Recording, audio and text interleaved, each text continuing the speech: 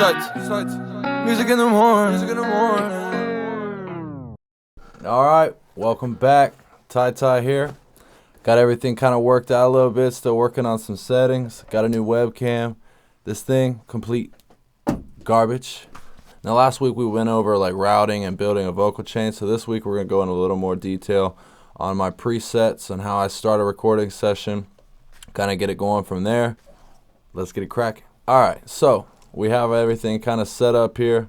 Went ahead on the last one. I didn't fill in all these because it was kind of just duplicating it all the way across the board. But starting in very basic, I do run the trim up here just so I can get my beat knocked down to negative 10 dB.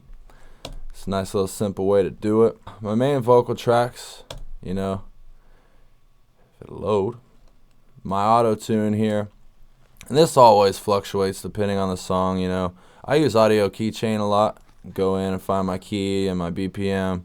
And obviously, you kind of run through. A lot of times I will use the alto tenor. I just really like how that sounds. And then obviously, you mess with your retune speed. And lately, I've been running a lot of humanize.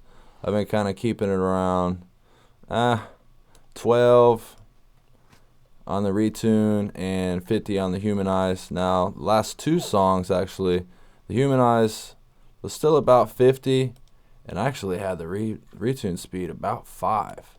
Just the cadence that song was calling for really worked out well. But the vocal rider, it's not super far from the default setting. 5.9 on the top and -1. Now the key things here that you want to do is on your vocal here, you want to max that out. So it just really attacks it, and then I have it set to fast. And you kind of tune it in a little bit too after you've already recorded everything. Auto pan, I'll let you in on that secret another day. For my delay, basically, I have the 100% wet since I'm running it through Sins. I started out like this, but then kind of as I'm like tuning it in, I'll end up getting this up to about 200 on the high pass and around 5K on the low pass. Then you kind of can toggle these. The ping pong is always a nice effect, but I like the lo-fi because it kind of just keeps it a little more compact behind it. Let's see here with my delay, with my reverb. This is always what I start out at. We'll get into it another day on finding your pre-delay, setting that time just properly. It's pretty simple, but I'm gonna make you wait for it. With my Sins up here on my main tracks, kind of just set them typically around negative 31.4. It just gives some delay, and it's not like overpowering to try to record over. It's just enough to kind of catch a vibe off of it. And then same with my reverb. It's not too much, especially keeping the main one at only 15%. Now you can really crank that up, but the Sins allows it to have a lot of control, so you can just really hone in on that and get the exact sound that you're looking for, other than just like throwing the delay right on your main vocal track, which I did when I first started, and I learned. So works out a little bit better. So then down here on my vocal master, and everything really matters on the order of the VSTs, your effects. You can't just throw them in there any order and expect it to work out right. So I always EQ before I compress. This is kind of my basic here. Now a lot of times too, I will cut out a little more bass, like lately, well, the low end. Lately I've been hovering around 120, 115, especially on like more singy stuff. Kind of tones in a little bit better. It's not quite so harsh. Sometimes I'll have that, I'll just bump it down -2, kind of keep it in that range. 3, save that for after I record. We'll get into that another day.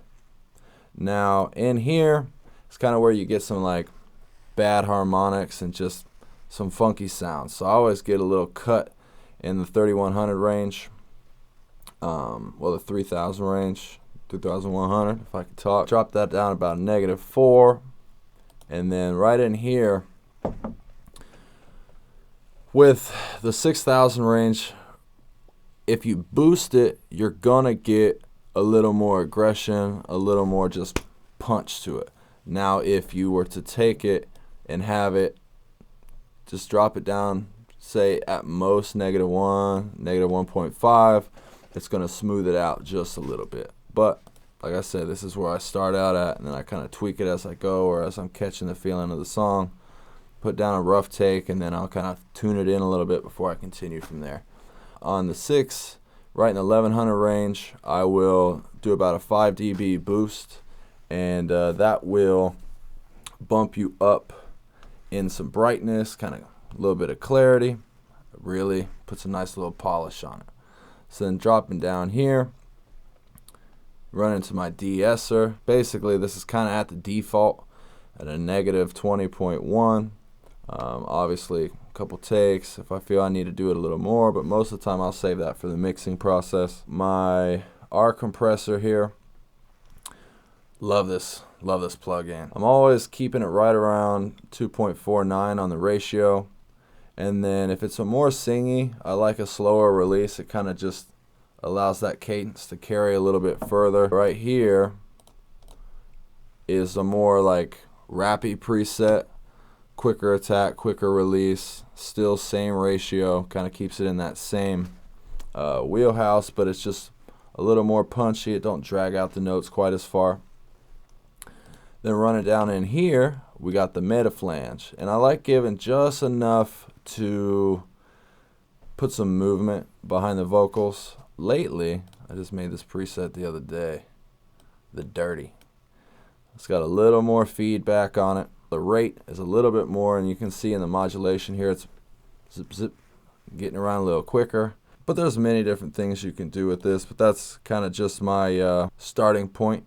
If you need to copy any of this down, just pause it, take screenshots, whatever you need to do. Just hope some of this helps. I keep my limiter, I believe this is close to default too. This is just enough to kind of put a little press on it and make sure with the -1.0 it's not going to be peaking or anything like that.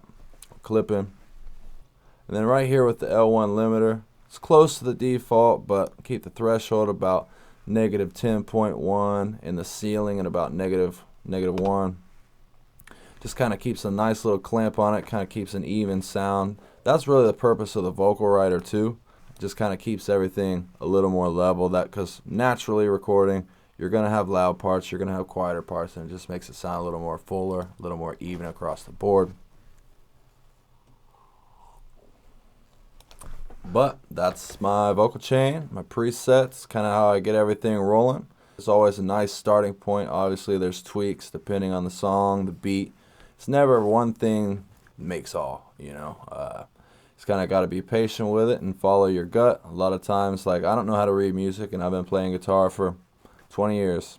I just go off of the sound, my feeling, everything like that. I hope I could help. Like, share, subscribe. If you have any questions, comments, concerns, anything below you want to discuss with me, drop that in there, and I'll be back next week.